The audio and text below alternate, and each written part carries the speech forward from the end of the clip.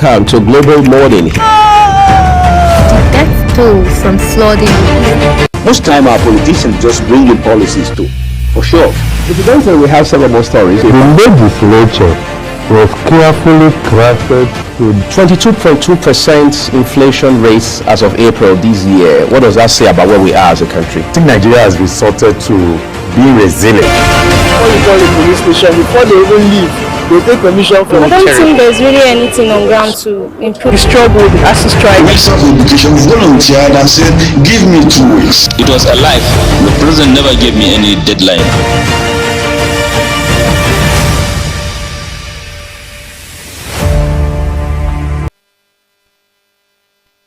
Welcome to another beautiful Saturday. It is, of course, a very wonderful day, the 14th day of December 2024.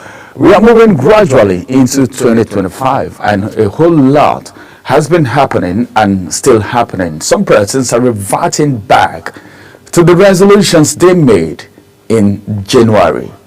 That was when we entered 2024, and another set of resolutions to be made in 2025 beginning from January. Some persons are preparing for how their year is going to end already. My name is Ramsey Enoch, and this is Global Morning on Global Television, a day that the Lord has made that we have to rejoice and be glad in it. You know why? It is a good thing to see another day. All the persons tried everything to see today, but they couldn't see it. As we speak, some persons are in the hospital. As we speak, some persons are somewhere in prison. If you ask them, why are you here, young man? They will tell you they don't know exactly what they did. Some persons were just apprehended from the road because they were at a scene of an incident they never planned for. But your case is not like that. You slept last night, you woke up this morning. You know, someone says something, and sometimes I take time to ponder on it. I just take out 2-3 minutes to reason certain statements that are being made by people around. Sometimes I may feel I didn't hear what the person said, but then a lot of people are saying things that are making sense on a daily basis. So what do? How do we filter those words? On the internet, we have a lot of people talking. As we tune on the radio, we hear a whole lot. You tune on the television, you hear a whole lot. People are talking, things are happening. But your ability to sieve every statement, every word that you hear on a daily basis, determine how far you will go, and that will influence some of your decisions, not all your decisions anyway, because a lot of people make decisions based on what they hear, what they see, and what they know. Today, we will be going through a whole lot as we make sure our day is kick-started on a beautiful note. I know a lot of people are getting ready for the Owambe. This is the season. I'm not surprised that you are going to be moving from one event to the other today. Maybe you just get somewhere and, well, I'll just need to attend the opening. After my speech, I'll move from there. Then I'll go to this other place. They just need to see me. If they don't see me at all, it will appear as if I turned down their invitation. And some persons, if you don't attend their event, a whole lot will be said. Oh, because I am not this, because I am not that person, because I don't have so much money, because I'm not a first-class citizen. Oh, because I'm an average Nigerian, he refused to attend my meeting. A whole lot. So what do? You just try, breathe in, breathe out, but then, come to talk about the cost. How much fuel do you need to actually go that round? It's part of it. Whatever people do now, they think about their pockets and the economy, what is happening, because whatever you do, you need to put one or two together so that you can economize. Everyone in Nigeria now is an economist, knowing how to mize whatever they do. They cut cost. Opportunity cost is what is reigning right now. Scale of preference is what a lot of people are drawing to carry out their daily activities. What is your plan for the day? Planning good, planning positive, planning fantastic. In fact, whatever plan you have, if you don't execute it one by one and sit down to take a look at it, it means that plan is not good enough. Your to-do list, check it out. What were you not able to achieve yesterday? Can you carry it over to today and make sure you finish it up? Very important. These are perfect ways to plan your day. You don't just jump into the day and allow the day treat you anyhow the day wants. If you don't have a destination, you seem to go everywhere. And any man that goes everywhere amounts to nothing, because you need to have a destination, you need to have a plan, you need to have a vision, and you need to have your to-do list, your plan, your breakdown of how you can achieve your plans. What are the action points? What do I need to do to achieve my aims and visions? What have I done this year that I can turn back to and be grateful to myself and to God and to every mentor and every mentee? Why am I mentioning mentee this time? Because you get profit from people ahead of you, from people who are at your level, and from people who are below you. So no one is an island, and that's the reason you see that the people in society who are very successful, they don't look down on anyone, but those who look down on people are always down, because as you're looking down on people, we are all pencils in the hands of the Creator. All right, so he can decide to do and undo that one. You can't question it, and that's why you need to take everyone around you very seriously. You wake up in the morning, you say hi to your neighbor, put a smile on someone's face. This is the end of the year. Don't harbor anyone in your heart. Okay, forgive and forget. I know sometimes some people will say, it's difficult to forgive, but then you need to forget so that you can move ahead. All right, because if you carry a lot of things in your heart bothering you, you will not think well. And if you don't think well, you won't do well. And most times, it's not how far, but how well. Let's get on what we are going to be doing today. We will have two discussions on this program today. The first discussion with our guest joining us via Zoom. Then we'll also have the second discussion. And don't forget that we will get started right now with the major headlines for the day. What are the papers saying this weekend? You know, from Monday down to Friday, a whole lot has been said. Politics, current affairs, so many things. A lot of people don't even watch some foreign media these days, because what you get to hear is war, negative things that make you think, wow, you feel bad all the time. Whatever makes you feel bad, avoid it. Be careful what you allow into your ears, and you have to be careful what your eyes see constantly, because what you hear all the time and what your eyes see always have a way of influencing your life and your activities and even your decisions. Let's go on a quick break. When we return, we'll look at the national dailies. Let's get to know what the papers are saying.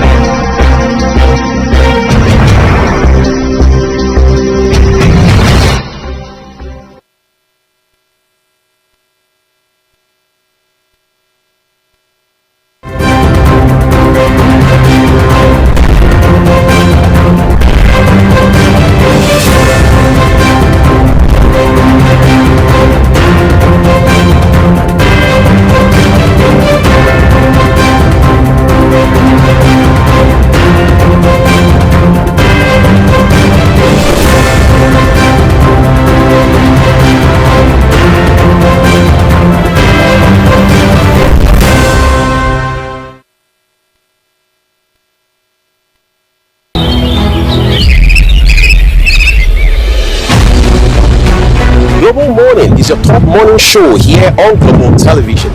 We bring you fresh news updates daily while delving into a variety of current affairs and topics. Global Morning aims to deliver newspaper review, latest news with experts on key global issues. And at the same time, keeping you well informed about important events, both national and international. Global Morning serves as a valuable source of information, helping viewers like you start your day well informed. Stay connected from Mondays to Sundays to a wide range of the latest news making rounds on Global Morning. We're on the road to protest. The president meets all of our demands.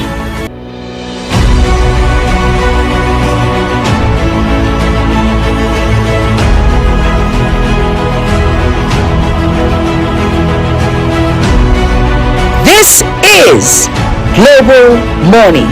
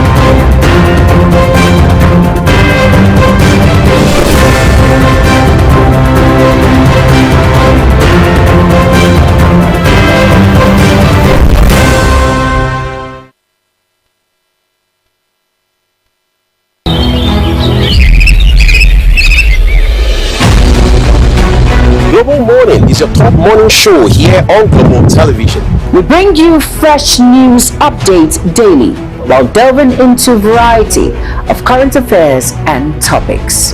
Global Morning aims to deliver newspaper review, latest news with experts on key global issues. And at the same time, keeping you well informed about important events, both national and international. Global Morning serves as a valuable source of information, helping viewers like you start your day well informed.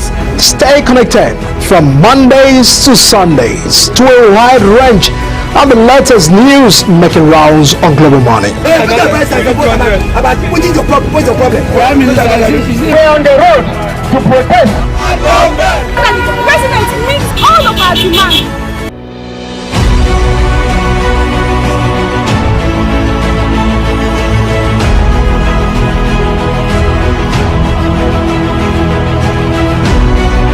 This is Global Morning.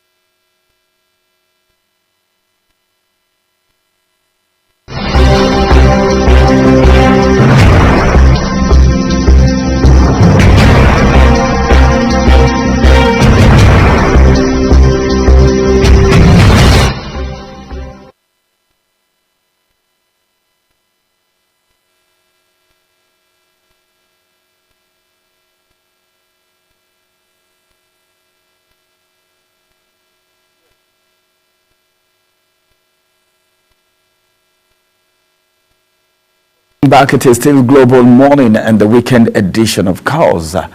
So many things happening, but we need to get started with the national dailies for today. What are the papers saying? That's where we'll get started from. And our next point of call this morning is the Saturday Independent. On the Saturday Independent this morning, we have some headlines.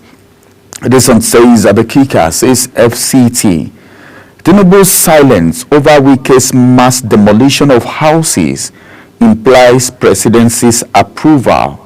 That is coming from Timi Frank. He said Tinubu's silence over Wike's mass demolition of houses implies presidency's approval. One of the things that have been happening lately is the demolition going on in the Federal Capital Territory. There was an instruction coming from the Senate that the Minister of FCT should stop that. And the Minister of FCT has insisted that no matter what happens, he's going to go ahead. And this morning, Atimi Frank is saying the silence from the presidency implies an approval towards the FCT minister is doing. One thing that is common in the FCT is demolitions.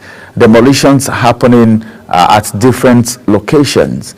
But then, if these demolitions are going on, I feel there should be notice issued to people who are living in these places. Then secondly, it will be better if these people are relocated somewhere else, because if you remember what happened during the El-Rufai regime, some persons have not recovered from that shock. And looking at what Nigerians are going through right now, how hard the economy is and how difficult it is even for people to feed. If you want to talk about the fact that people need to look for new accommodation or go build houses where everything, building materials are very expensive. Then you begin to think, how possible do you think it will be for people to get new apartments, new accommodation, or relocate? At the end of the day, a lot of people might relocate maybe to their village or probably to other places. But then, no matter what happens, I think it should be looked into. These demolitions happening, some persons have been forewarned and they still insisted. But some other persons will tell you, we are not even aware. We've had situations whereby demolition is going on and someone will come and tell you, I'm not even aware there was going to be demolition today. So I think we need to wake up and looking at the economy and the situation of things, there should also be considerations from the FCT administration. Still headlines coming from the Saturday Independent. This one say Akpabio's aide apologizes for congratulating Governor Eno on wife's death. Akpabio's aide apologizes for congratulating Governor Eno on wife's death. This is complicated. It's complicated, right? Congratulating someone for losing his wife when you are married and when you have life, when you are also breathing. I think it's good that he's apologizing. Probably something may have instigated that, but then it's not a good one. It's just like you being happy that someone is bereaved. Well, it's so good that he has apologized, and I think that's the bottom line, and that's the most important aspect of it. And as a matter of fact, let's quickly look at other headlines this morning, still from the Saturday Independent. The big story now says how Nigeria stands to reap 18 billion naira, okay, investment through family planning. How Nigeria stands to reap 18 billion naira investment through family planning. This is coming from Oji and others. Then some riders to that story. Program can help combat socio-economic depression. This is coming from Health Part. Then the second rider says needs to meet contraceptive prevalence rates. This one, FP 2030 goal. AAFP is the one saying that family seeks justice over death of 18-year-old son. That's another headline.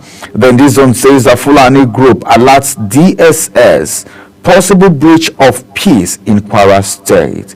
DSS briefing, sending an alert to DSS that there could be a possible breach of peace in Kwara State. This one says how court freed us from alleged conspiracy after 16 years in prison. How court freed us from alleged conspiracy after 16 years in prison. Two riders to that story, ex-prison inmate narrates terrifying experience. Then the second rider says detainees eat faces, drink bit water. Wow, that is bad. Detainees eat their own faces, or I don't know where they get the faces from, then they drank bit water. That's not a good one. Appeal court stop order restraining release of Rivers allocation. The prices in Rivers has been there for a very long time since Fubara came into office. There have been that back and forth with the former governor of Rivers State, now the FCT minister, and some other aggrieved members of the party. But then the court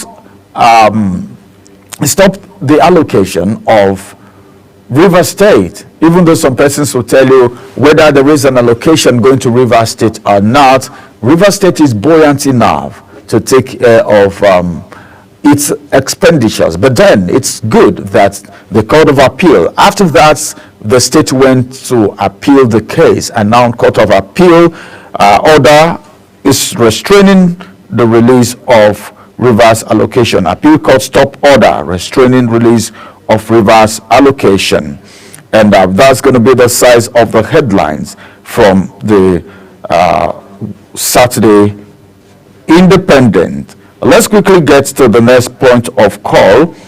Which paper are we looking at next? I think we need to look at the Guardian newspaper and see how guided we will be this morning. What's the Guardian newspaper saying this morning? The Guardian newspaper, beginning from the big story, which is looking at me right here. The big story says, why mining sector can't be reliable despite MOU with France. Okay, why mining sector can't be reliable despite MOU with France. Then I also have this one above the nameplate. Benue APC, a house falling apart over Akume Alia rift. APC, the crisis is in all the parties. I had my guest on Thursday, and we're talking about the crisis in different parties in line with the proposed alliance. I don't know what you want to call it, alliance or allegiance, or coming together of two parties like APC did before they were able to unseat PDP. Now there is crisis, not just in Labour Party and PDP. In some states, about how many states of the Federation are having crisis in APC to that of Benue. We're getting to know this morning that the falling apart of the APC in Benue State is over Akume and Alia rift. These are actors in the state that need to bury their hatchets, that need to at least settle themselves so that whatever internal issues they have can be settled for them to actually proceed. And as a matter of fact, let's quickly go on break. After this break, we'll return and we'll look at the next paper. But before the break, let me inform you that this headline says whether Nigeria as Morocco, Saudi host World Cup. All right. Okay. Neither whether Nigeria as Morocco. Well, that's how it is. But then it's so good that there is preparation towards that. Let's go on a quick break. When we return, we'll continue with the conversation. That's going to be after this break.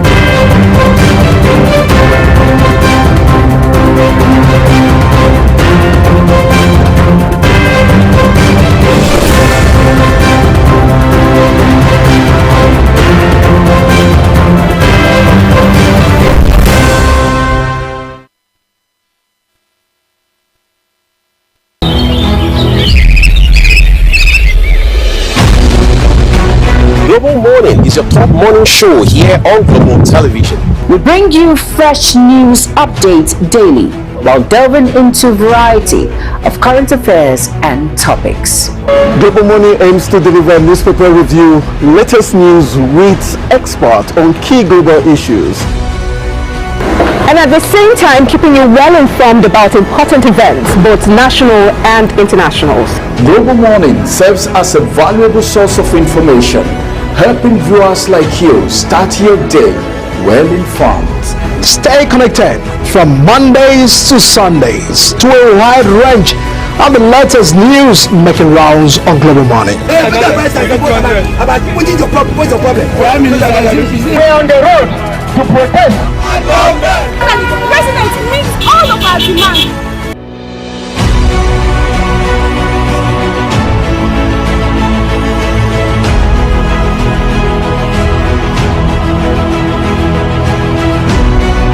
This is Global Morning.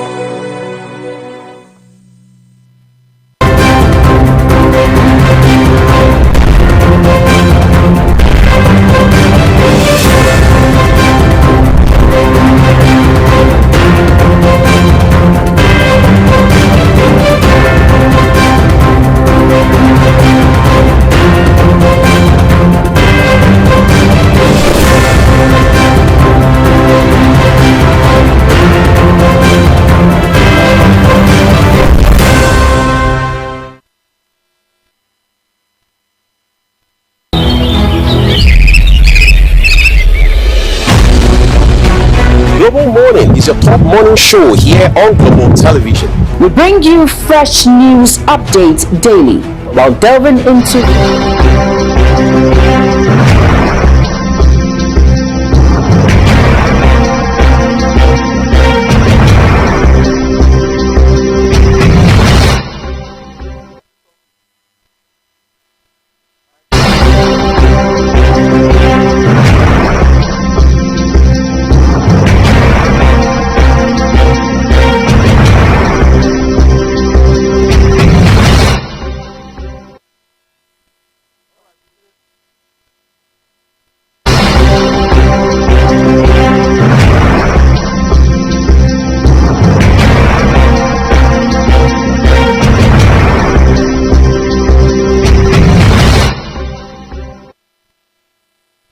I'll be back. It is still Global Morning, the weekend edition with Ramsey Enoch. And of course, we're able to go through the headlines for the day, and that's going to be the much will be taken from the headlines. Now, the first discussion. What do you think about digital tech And what do you think about social development? We will be looking at that topic today in our first discussion. I will have an expert join us via Zoom all the way from Lagos State. As a matter of fact, tech is taking over, all right? Tech is taking over. There are people who are surviving. Digital, technology, very important. Social development. What impact is these things having on the economy of the nation? It's part of what we'll be looking at today. Ubombong Vincent will be joining us on the program today, and as a matter of fact, we will look at what is there for us today. We want to talk about tech and digital tech and social development. A lot of people have a lot of opportunities online, but they don't know how to take advantage of this. We'll be talking about it briefly before we get into the conversation. And my guest will be joining me via Zoom. And as a matter of fact, my guest, as soon as they come up, we'll let you know. But then, let's talk about tech a little bit. We are in a 21st century. All right, my guest is already here, and he's going to be joining me right away. It's good to have you right here. Good morning. All right, as soon as he is up, I'll let you know. But then tech is something that a lot of people are very proud of. And as a matter of fact, this is to let you know that technology is one thing that you can't take away. And as a matter of fact, we want to let you into this conversation so that we will know how important it is. Because tech is what a lot of people are surviving from, what a lot of people have benefited from, what a lot of people have ate from. And as a matter of fact, it will also interest you to know that there are people who are working remotely. There are people who are tech inclined. There are people who have taken advantage of what is happening in the digital world to contribute to the society, to get employed. Not just getting employed, they've even helped other people get employed. And that's a way to contribute to the growth of every nation. Let's go on a quick break. When we return, we'll establish this discussion further.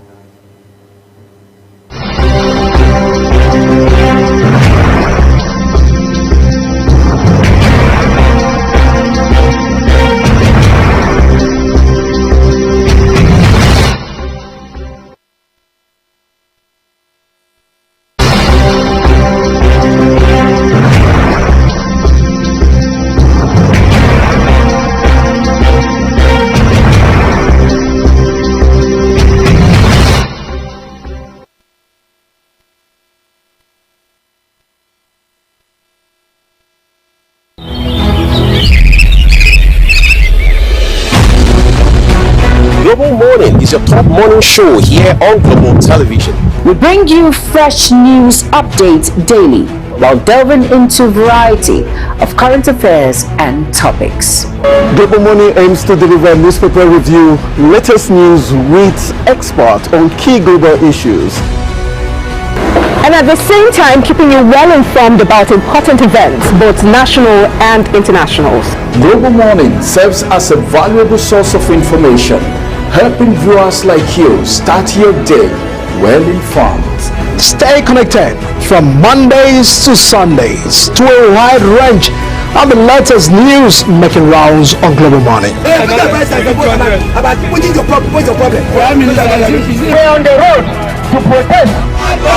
The president meets all of our demands.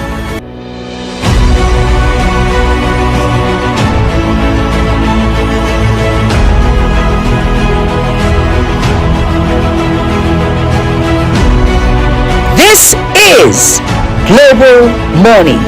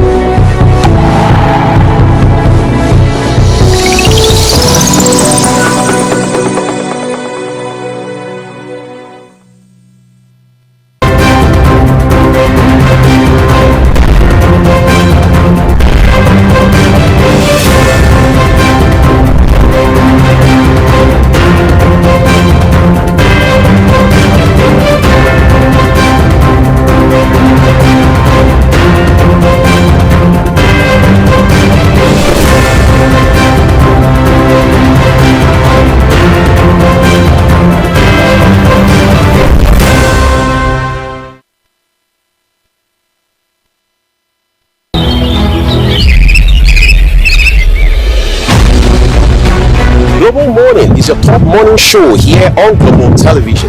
We bring you fresh news updates daily while delving into a variety of current affairs and topics.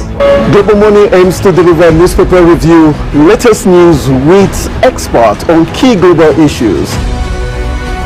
And at the same time, keeping you well informed about important events, both national and international.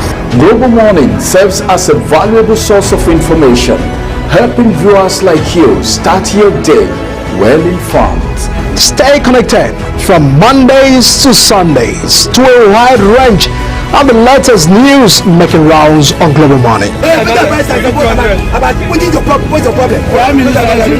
on the road to protest.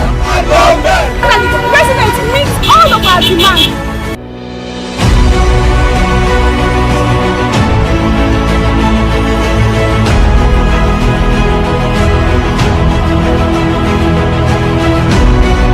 This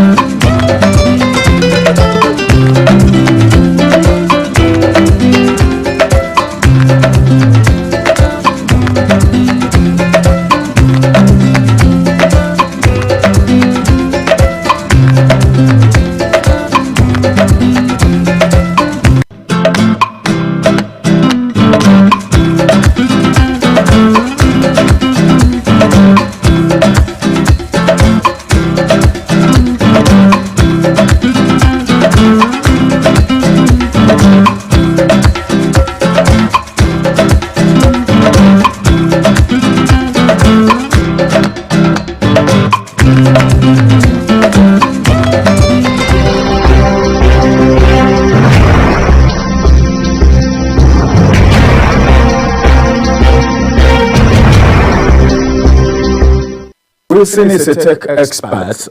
He's joining us via Zoom all the way from Lagos as we talk tech this morning. Well, it's good to have you on the program this morning, Wilson. Yeah, good morning. Really excited to be here once again on Global TV. I hope you're doing well today. Yes, we are fine. The Christmas is right on us. Definitely it is. Definitely it is. Yeah, we're talking tech this morning, and I want to know how important is tech as a matter of fact, and especially in an economy such as this.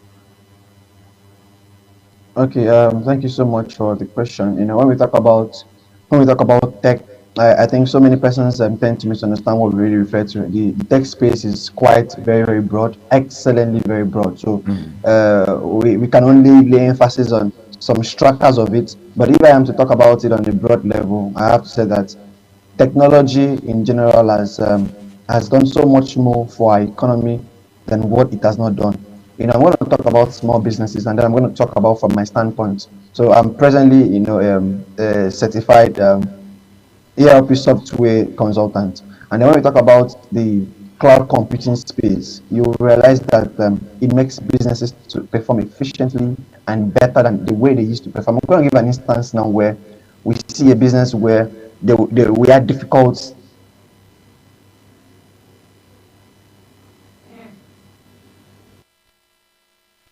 going on a daily basis. Okay. With the advent of, okay. All right. Are you there, Wilson? Yeah, I'm there. Can you hear me now? Yes, I can hear you now.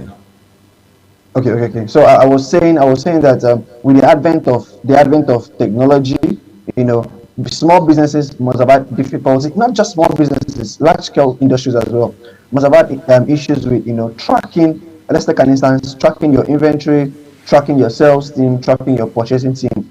But with the advent of technology, you could sit probably as a CFO from the comfort of your home, and then just with the software, you could track whatever is happening in your business. You could track whatever is happening in your sales team, whatever is happening in your purchase team, whatever is happening in your inventory, your as through your inventory level. So technology has made life so easy, very, very easy. We're going to talk about the instance of what we're doing right now. I mean, I'm comfortably in Lagos, and there we are in Abuja, and then I can join comfortably just with the advent of technology. So it has made life easy for us than the way people feel it has made life difficult or complicated for us. So that's my 2 cents on what technology has done for the society.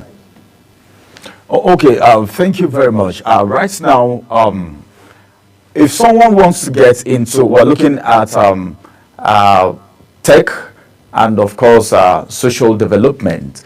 If someone wants to get into tech as it is right now, you are a consultant as the case may be, and the person probably has an intention to be self-employed. What are the steps the person will need to take, first of all, to get into tech? Or must you study computer science before you can become a tech person? Okay, beautiful question, very beautiful question. I have to admit that your course of study has almost nothing to do with your career in tech. Sometimes yes it does, but almost nothing. I'll take myself as an instance. So I have a major in foreign languages. I'm a foreign language enthusiast, so I enjoy foreign languages all through my time in the university. I had nothing to do with tech, but yeah, I might work in the ERP cloud computing space. That's where I am today. So the first thing in trying to get into tech is understanding and knowing the niche you want to go into. That's the first thing that should be done.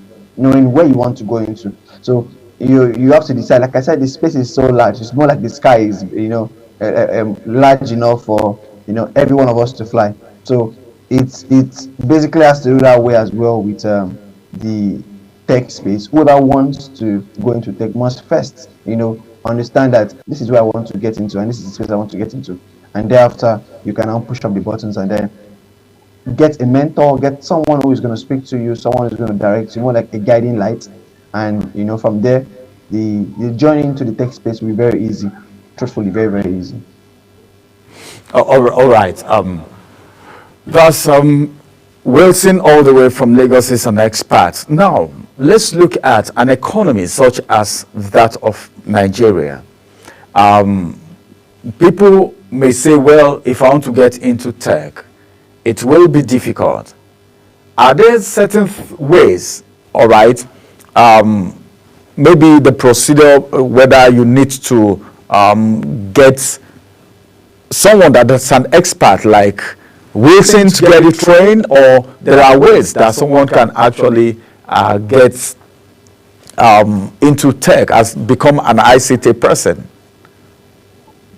Okay, excellent question. So knowledge is the fountain, is the background of everything we do in life. Without knowledge, we absolutely cannot do so much. So the first thing you do is acquire knowledge. You want to get into, let me give an instance, you want to get into, I'll take my space as an instance. You want to get into you want to work with ERP software, you want to understand how they work, and you want to probably become a consultant where in the future you'll also be implementing ERP software for firms. First thing you need to do is identifying what you want. I've just identified it. This is what I want to do. That's the first thing.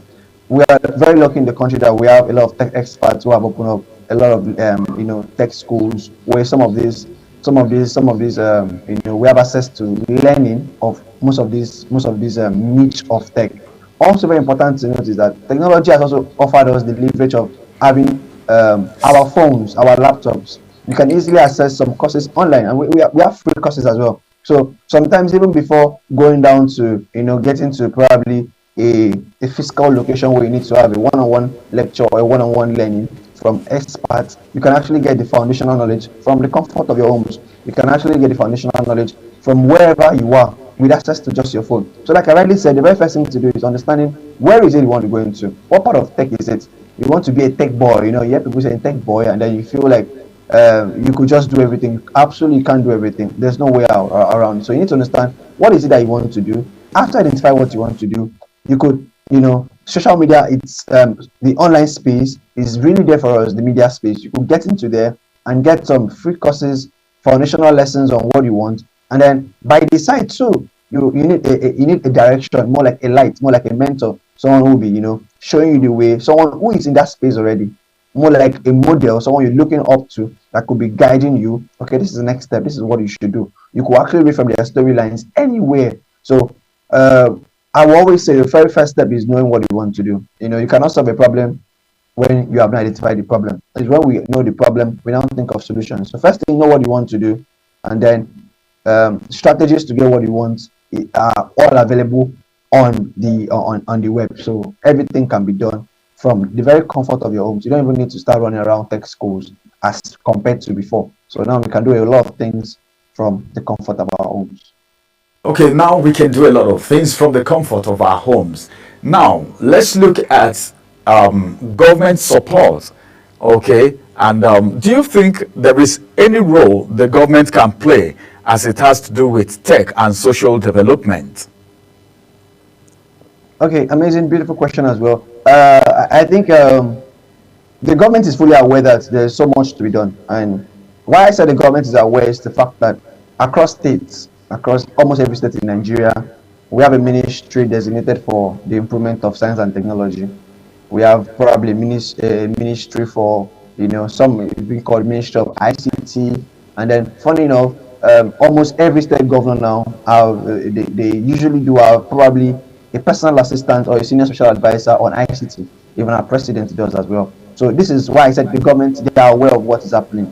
It's about advancing. Every day the society gets better, we're advancing. So if you want to progress as a nation, you want to progress as a people, there is a need for the mental advancement as well. So our government needs to support us the more. They need to come up with grants for the young guys in tech.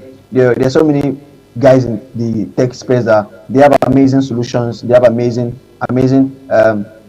ideas that just with a little support, with a little grant, could go a long way. A lot of firms do that already. A lot of startups do that already. But I still feel that we can do more. The government can come in for us. Most of these grants that people get are always funded probably from the international space or funded from private individuals. But if our government can initiate situations or initiate programs, events that will always ensure that at a certain quarter of the year, a certain number of youths are empowered with grants for their startups, for their ideas in the tech space, for their innovative ideas. Trust me, we're going to have a better society. We're going to have a society where things are done in a better way, truthfully. So many solutions we have today. You get into some of the government spaces, government offices, and you see that we are still operating in the very old age. We have not got the digital yet. And this is as a result of our government failing to invest in ICT, failing to invest in the digital advancement that we are all experiencing globally. So they need to do so much more, invest in prioritizing the digital growth of the nation, as well as it kind of juxtaposing it with education, because they go hand in hand presently. So that's just my 2 cents on that. But then, if that is done, if everything is being digitalized, what about people who are not digitally inclined? Because some persons will tell you, hey, yes, we know these things are good, but then it's going to make someone lose his job in the ministry, in that ministry, because by the time tech comes up, the work of a lot of people will be reduced because everything will be done online. And some persons would say, okay, this is going to affect my job. Is there anything like this fear, is there anything you can say about this fear? Okay, yeah, there is bound to be the fear. It's evident. The fear needs to be there. But like I really said, the world advances every day. We are all advancing. Everything is advancing. The way we behave today is not the way we used to behave back then. The way the situation of the nation is not the way it was back then. So, like I said, if the world is advancing, there is a need for the inhabitant of the world to also advance. So, if you're working in a space and then you feel that technology is going to replace you, you're not doing enough. So there's a need to upskill. Technology should make your work easy. You shouldn't, it's more like myself. So in the office, there's certain things, let's say a year back, there's certain things I used to do that were stressful. But today, with the advent of some other configurations and some other solutions we have brought into the space, it has made our work easy. So I just need to sit down, I'll just program a script, and then it runs everything that I'm supposed to do manually. So automatically, the system will do it for me. So it's not taking me out of the job. It's only making me to enjoy my job. So it's making the work easier for me. So if I am scared that technology is going to replace me, that means I am not doing enough. My value level is less compared to what the system will do. Basically, we are the ones to make the system work. The system will not make us work. We control the system and we program it the way we want it to work, not the system programming us. So if it is a reverse system controlling you, there's a problem somewhere. So everyone needs to upskill. Everyone, wherever you are, we need to upskill. We need to get the foundation of the basics. You don't need to know so much, but you should know the basics, the very basics. It will be shocking to know that so many youths in our generation today cannot boast of the basics in the tech space. I mean the very basics of softwares. They can't use them. They can't. And it's very worrisome that we lack all of these digital skills, the very basic digital skills. So there's a need for everyone in the industries, in companies, in ministries. Everyone needs to upskill if we really want to grow as a nation. Else we will still be backward when other nations have moved forward already. All right, thank you very much, Wilson. Now, let's look at the aspect where a lot of people, if you tell anyone now, tech, ICT, anything internet, anything the web space, they will tell you, hey, no, scammers, this, fraud, and a lot of people, that's a perception a lot of people have. So now, but if you get to the internet now, there are some persons that anything that, in fact, any payment gateway that has anything to do with internet, as I speak with you, some persons don't even use the automated teller machine, not to talk about having the card. Some persons don't even know that you can send money online with your bank and all of that, because a lot of people are scared of fraud, and cyber crime is becoming a thing that is so popular right now. Is there any way one can actually be in tech and be on the internet, be on the web, and still stay safe without these people having access into maybe your bank account, as the case may be? Because a lot of entrepreneurs, people who are small business owners, may say, okay, I don't want to do anything. They will prefer to do the orthodox method. Is there anything, okay, because you are a tech expert, is there anything that has been put in place to handle this situation so that people can be free to transact and get more involved in tech for social development? Okay. So if I'm for the Christians listening to me this morning, they will even admit to the fact that the Lord Jesus Christ was very perfect. He was 100% perfect, but then the devil was still there to tempt him. How much more we can't say we are 100% in tech? So it's inevitable. I will always say that knowledge is power. When we're being told that when we're younger, that knowledge is power, I think we took it for granted. Knowledge is truly power. And then getting into tech is one thing, but having the required knowledge is another thing. So people being scared of getting scammed, people being scared of getting, getting into schemes, Ponzi schemes, that they might get on being, duped, or using a particular payment gateway, and then they are scared that their money will be hanging. It's just as a result of lack of knowledge. There is, like I said, our society today has given us the privilege, the leverage of, going on the media space today on the internet, and then you can actually read about a whole lot. So anything you're having doubt about can actually be cleared by just a simple paragraph of what you see online. That's the way our society has gone today. It has gotten so digital to a point that if I am having doubt about a particular company, I just need to go on the media space, on the internet, and check about them. And if I go on the internet, I don't see anything about them, it raises alarm. I need to be worried. You're not here, I can't transact with you, because there will definitely be no traces. But if they are there, and then you see testimonials as well, and then you read about them, there's so many things. There's a need for a background check, very important. The same way we do it manually. Someone wants to contest for an election, and then people go back to drilling down, what has he done? What are his social contributions over the years? What are those things he did when he had almost no capacity? So if we give him this capacity, what are the things he's going to do? If we could do those manual background checks, how much more doing it? It's just the same thing. I think it's just a lazy work from a lot of persons, So there are situations where even very platforms or platforms and payment gateways you trust so much might have issues. But to the point of getting duped, getting scammed is almost impossible when you have done your proper background check before you probably put up your money and do what it's supposed to do. And I'll still go back to what I said previously. Knowledge has a very big role to play, because look at the scenario you gave. Some people being scared of using the automated teller machine. It's very worrisome. Like, what will happen to your money? That's making life easy for you. You're scared of using something that will make life easy for you. You still want to go back to the Stone Age, and that's the truth. Or you're technically living in the Stone Age when we have moved on to the digital age. So that's the thing that's worrisome. People have decided mentally not to move on. They are still behind. It's more like implementing the software for a company. Each time we do so, we start with speaking with the employees that there should be a mental shift.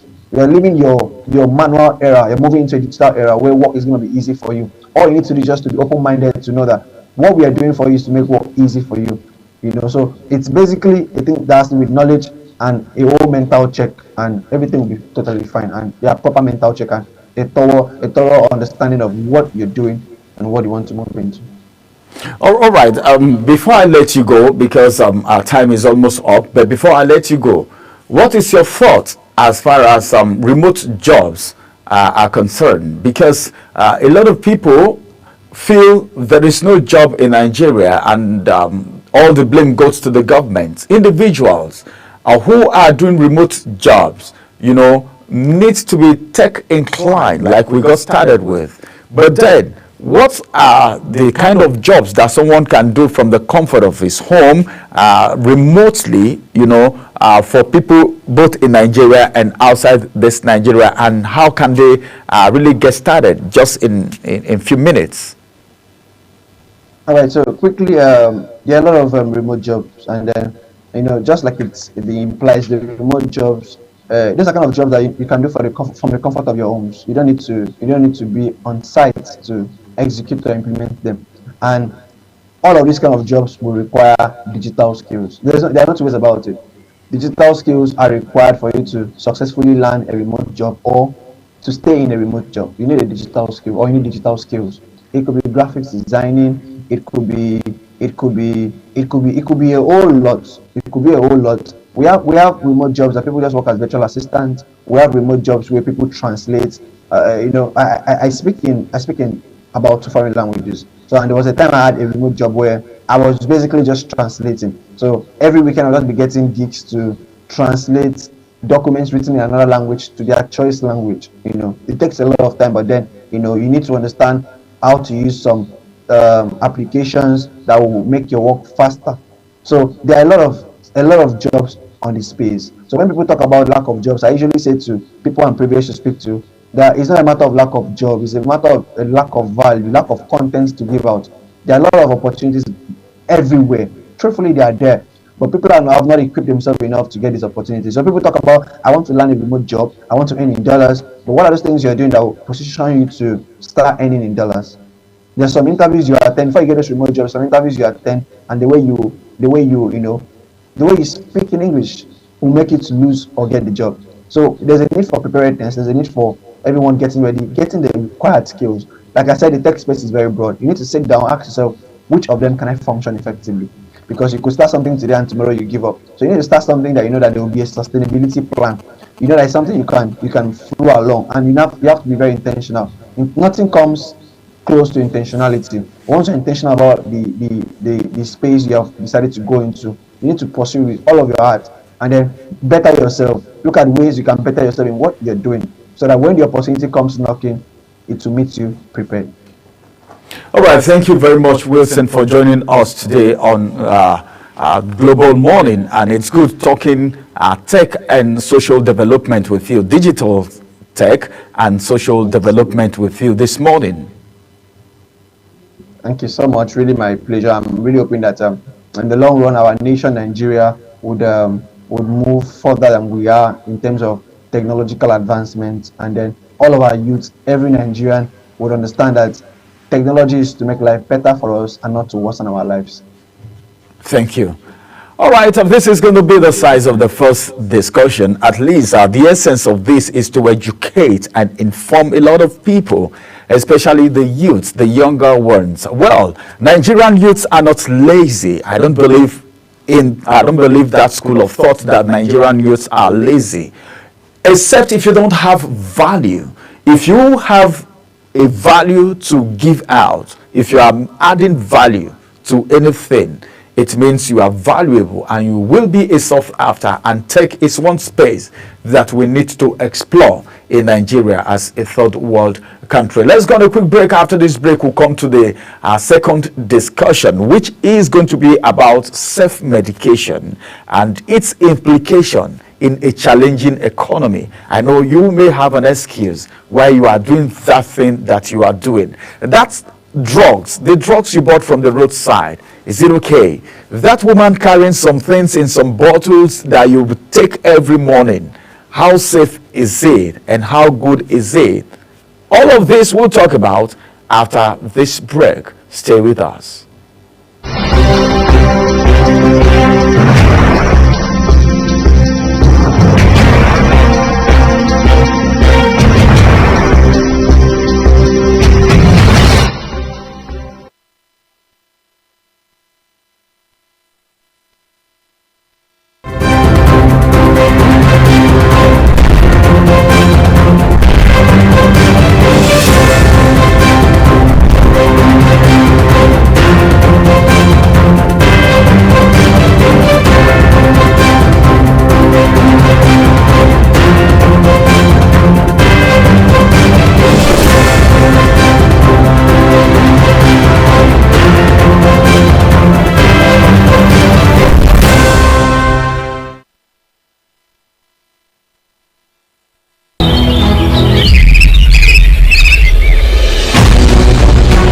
Global Morning is your top morning show here on Global Television.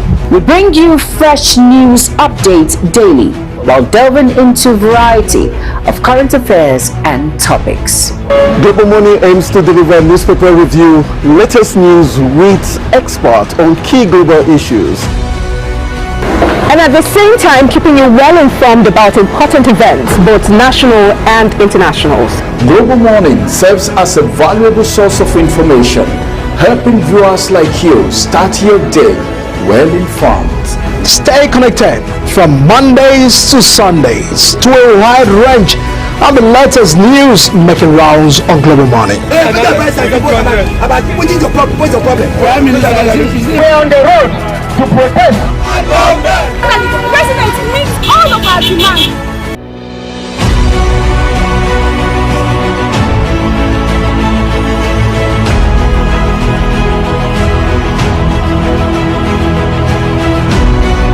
This is Global Morning.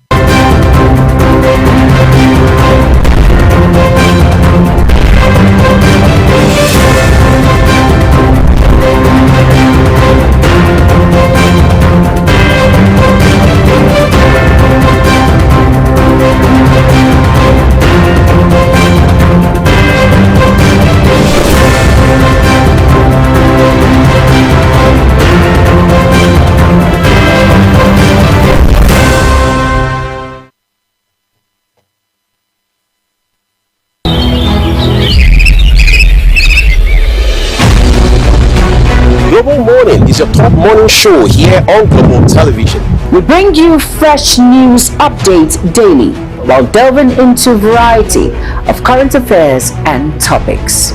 Global Money aims to deliver newspaper review, latest news with experts on key global issues.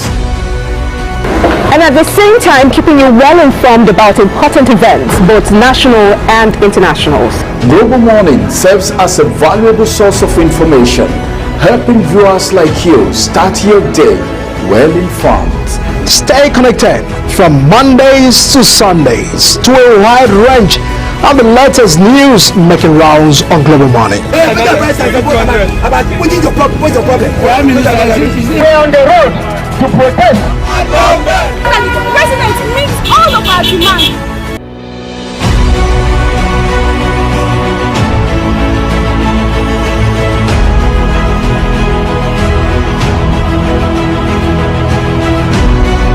This is Global Morning.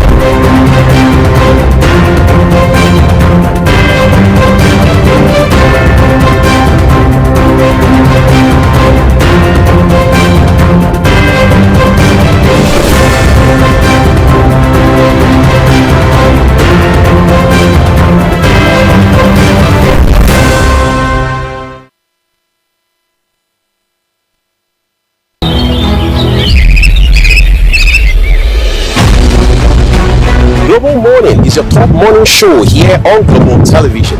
We bring you fresh news updates daily while delving into a variety of current affairs and topics. Global Money aims to deliver newspaper review, latest news with experts on key global issues. And at the same time, keeping you well informed about important events, both national and international. Global Morning serves as a valuable source of information, helping viewers like you start your day well informed. Stay connected from Mondays to Sundays to a wide range of the latest news making rounds on Global Morning. We're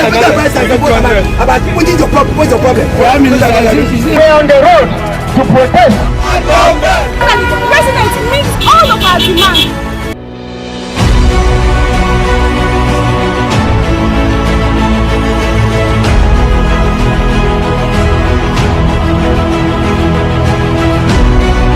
This is Global Morning.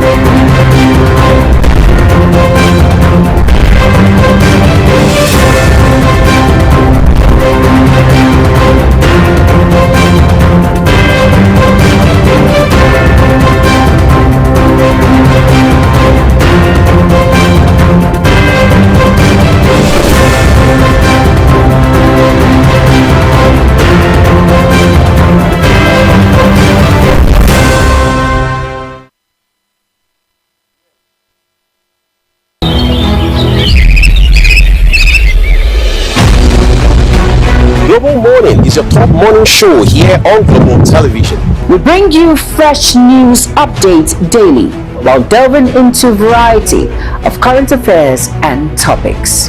Global Morning aims to deliver newspaper review, latest news with experts on key global issues, and at the same time keeping you well informed about important events, both national and international. Global Morning serves as a valuable source of information, helping viewers like you start your day well informed. Stay connected from Mondays to Sundays to a wide range of the latest news making rounds on Global Morning. We're on the road to protest. The president meets all of our demands.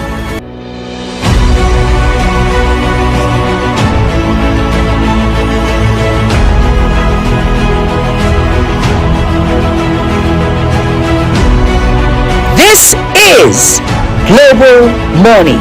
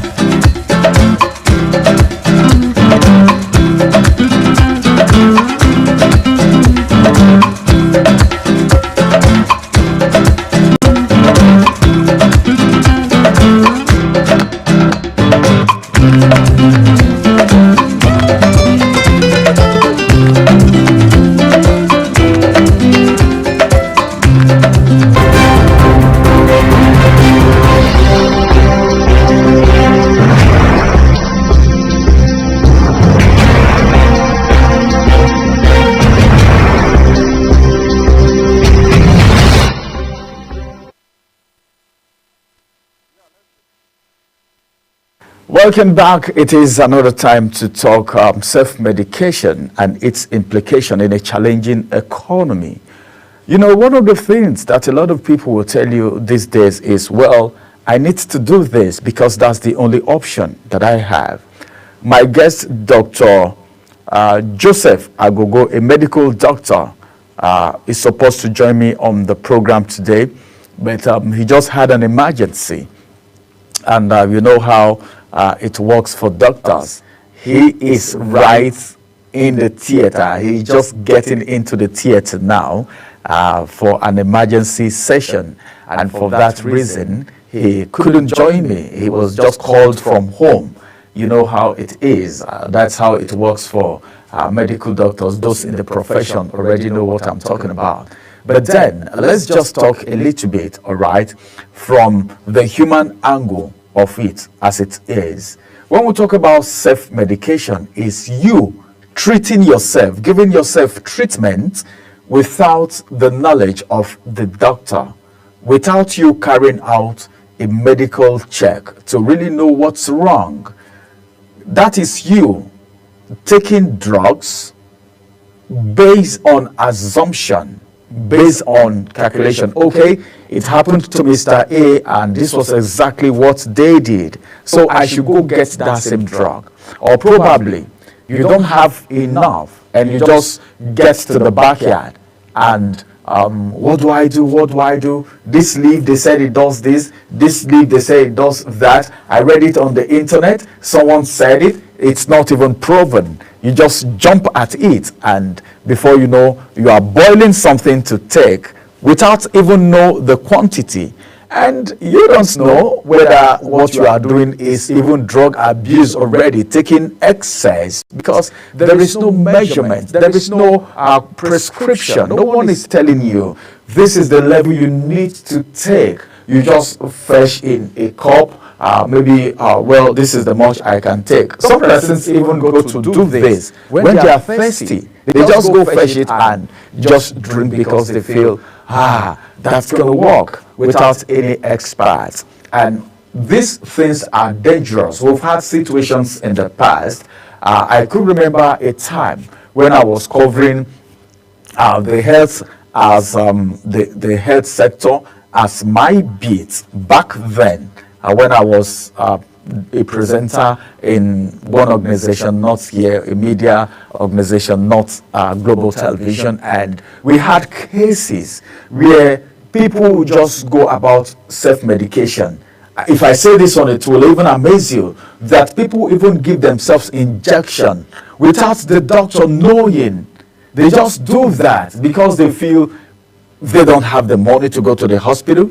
Some persons will tell you, well, we can't even conduct a test. This is the advice from every professional, okay? And anyone who is human and know how to take good care of themselves will understand what I'm talking about. The issue of you carrying out a medical check on yourself first and foremost before you even know what is wrong with you. In the first instance, you fell ill, okay? Maybe, let's take for instance, you are having a headache, your head is aching, and you're running temperature, and probably you're stooling. Then you just say, okay, this is what I'm going to do. I'll ask Mr. A when he had this issue, what really happened. Whereas the body temperature, the level of the body temperature of Mr. A, when the person had that challenge, is different from your body temperature. Your level of stooling is different from that other person. The head that is aching is different from that of the other person. And what even resulted to the stooling is different from your own case, but you've not checked, you've not even been to the hospital to know what the challenge is, what the problem is. You just go ahead to do self-medication. This is dangerous. And as a matter of fact, let me just inform us that self-medication can be dangerous and lead to several complications and poor health. This is you trying to handle a particular challenge, then it gets into complications. We've heard of cases where people run to the hospital and the doctor will say, who has been treating you? Who treated you before now? What's happening? What kind of treatment are you giving to yourself? Then now it is a complication, one thing leading to the other, and at the end of the day, you end up spending more than you would have even spent in the first instance if you had gone to the laboratory to get yourself checked. A lot of people take that for granted, but let me tell you, whatever health challenge you're having, it's better when you're being treated by a practitioner. I know what you're saying right now. I know, I can feel you. I know. Some persons are simply saying, well, you know what the economy of this country is saying. Even to get tested, you know what it's going to cost me. After being tested, then I'll be given the result. I'll go to the hospital. Then I'll see a doctor. I will be charged for consultation. Or probably, let's say for instance, it's even the doctor that has referred you to the laboratory to conduct this test after a check. Some doctors will not even give prescriptions. They will not tell you anything. They will not treat you. That's the word. They will not treat you until you are being tested. Though some private hospitals today, I'm not trying to condemn anyone, but some private hospitals today, because some of these hospitals are outside there just to make money. They may not care, but a professional doctor, the first thing they will tell you is you need to carry out a test. A test needs to be conducted on you to know exactly what the problem is.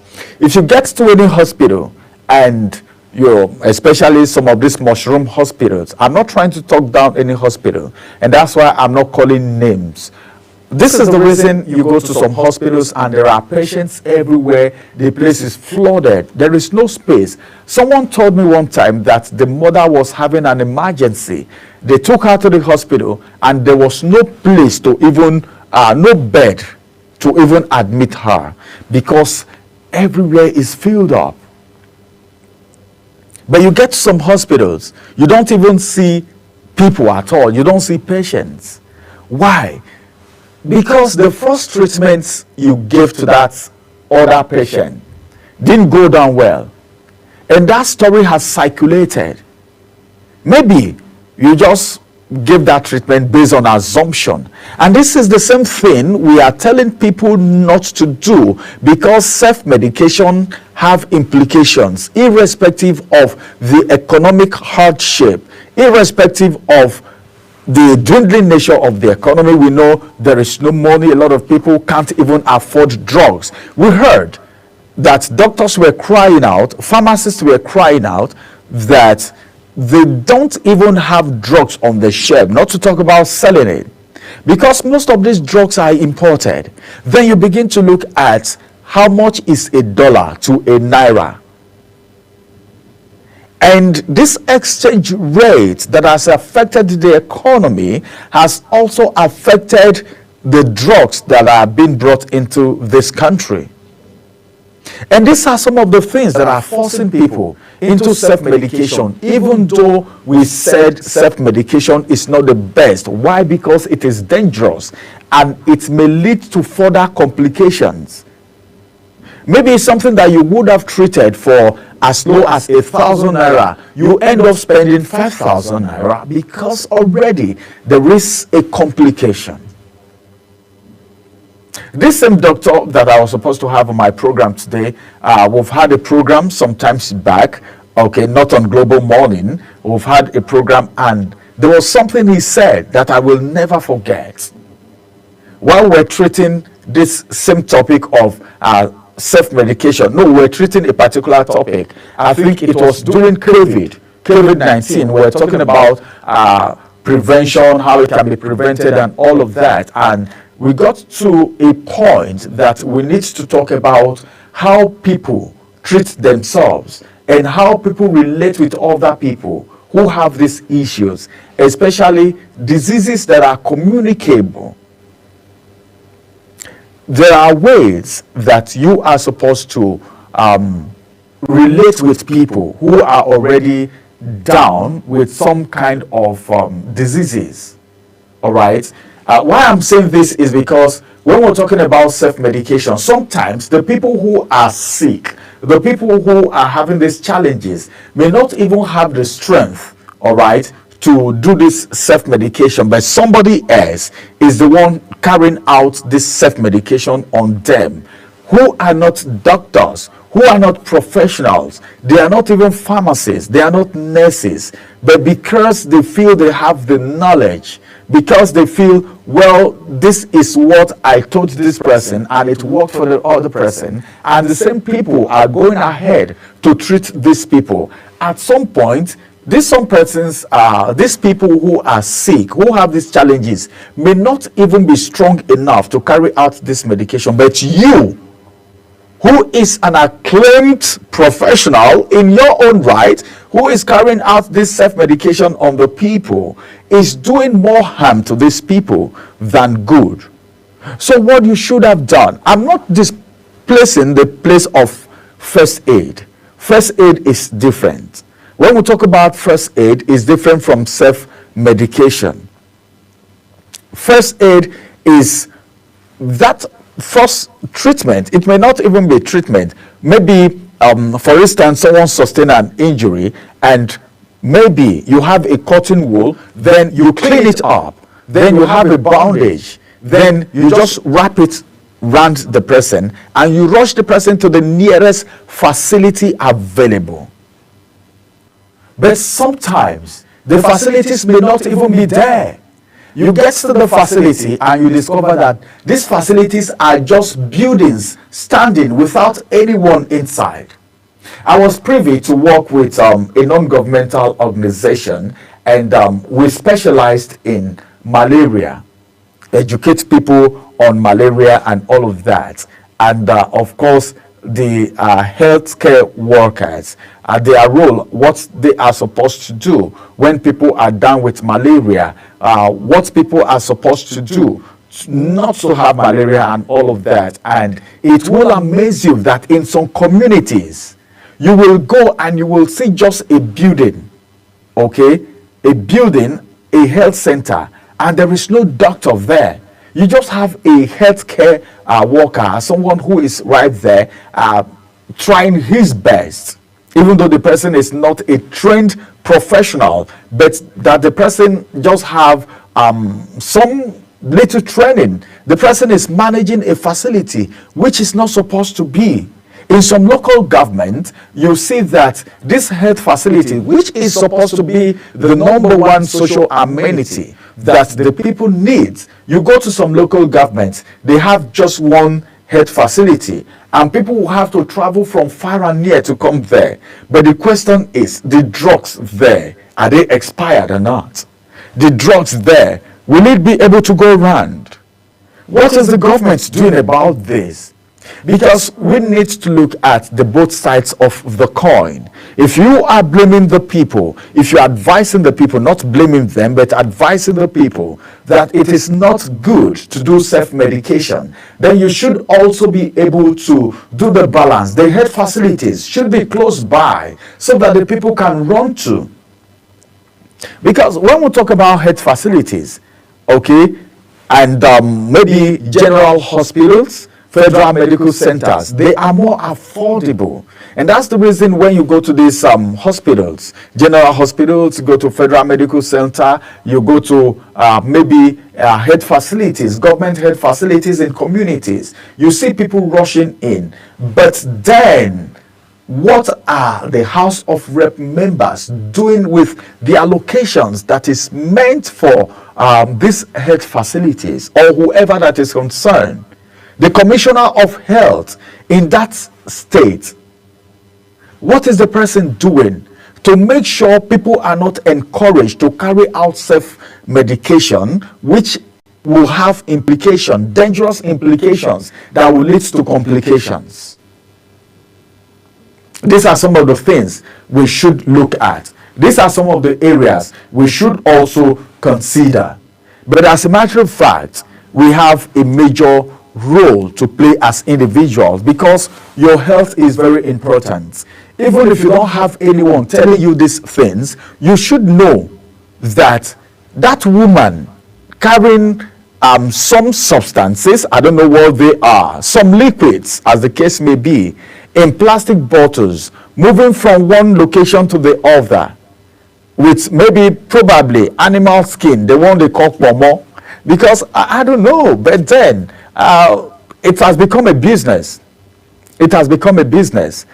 But who gave the prescription?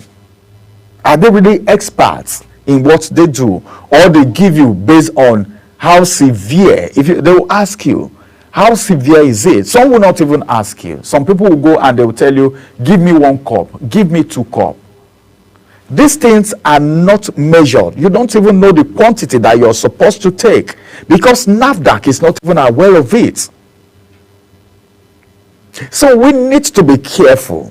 We need to be careful so that we don't have complications, so that our liver, our body system is very sensitive. I am saying all of this based on my association with medical practitioners, all right, and as a researcher, and as someone who interfaces between the people and even the doctors. But the bottom line is this. One, you have a role to play. The federal government also have a role to play. But then, you are the owner of the life. You can't say because there is no money, then you won't take care of yourself. There are so many things we can do to stay healthy, as a matter of fact, not even to fall ill. You watch, there is a level you get to. There is, if you get to maybe 40 and above, you need to cut down the kind of things you eat. Dieting is very important. Some persons will even tell you, maybe for the past 1-2 weeks, they've not even done vegetable. Some persons have not taken fruit,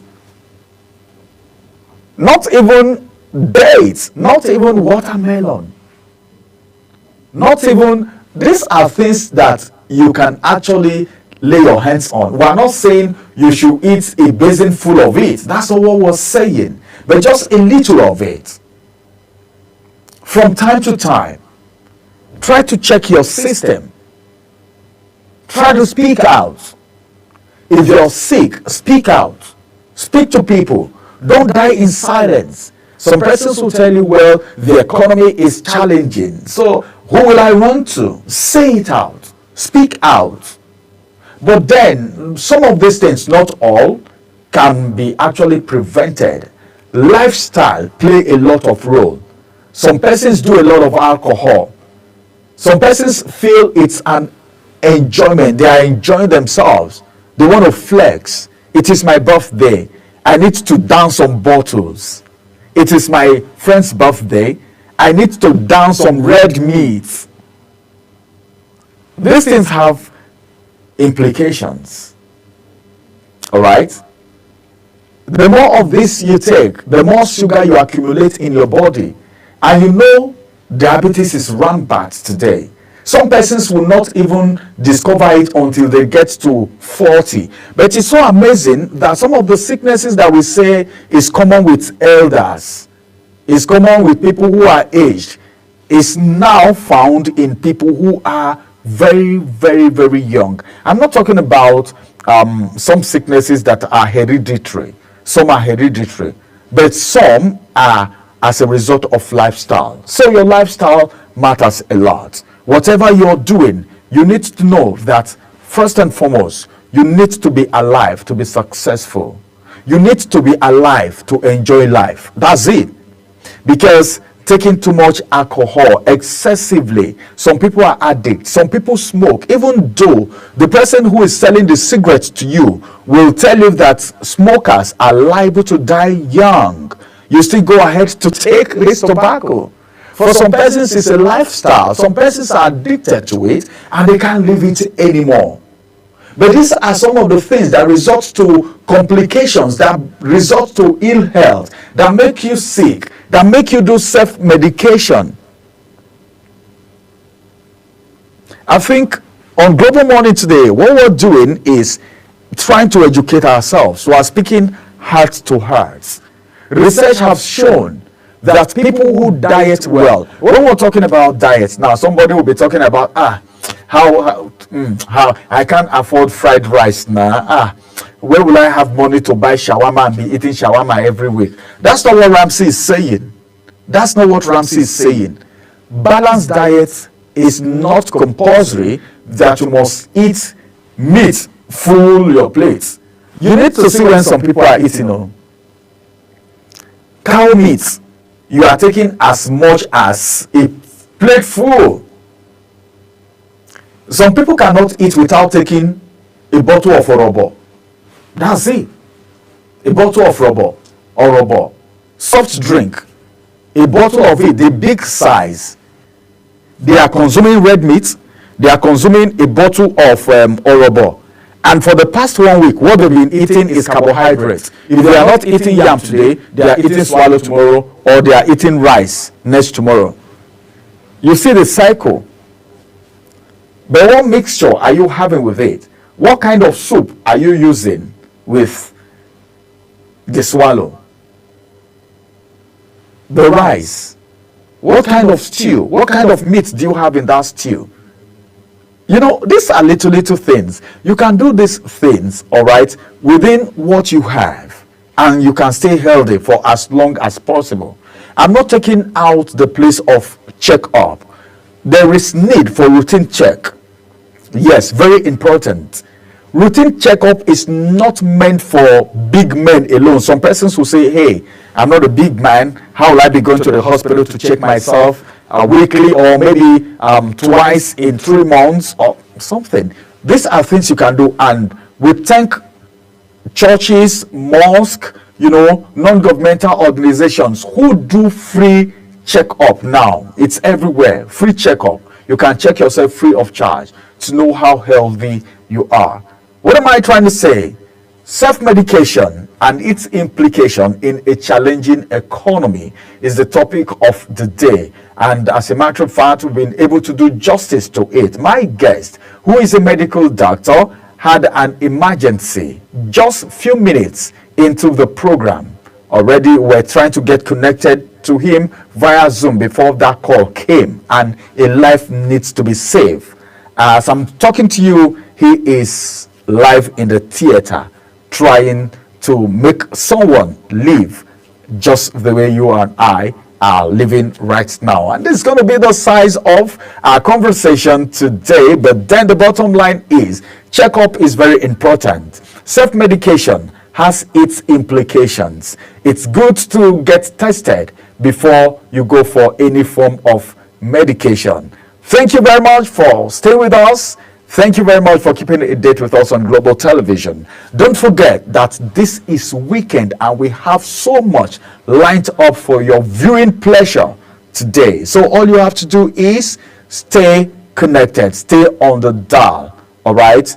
Don't tune away, and make sure you keep viewing Global Television on DSTV, Star Times, and of course on all our social media platforms. My name is Ramsey Enoch, and I want to wish you a very wonderful weekend. As you go for your event, be watchful.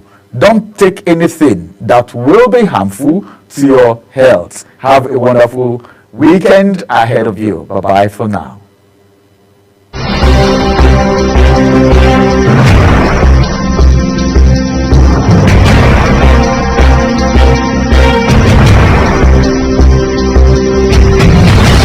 Welcome to Global Morning.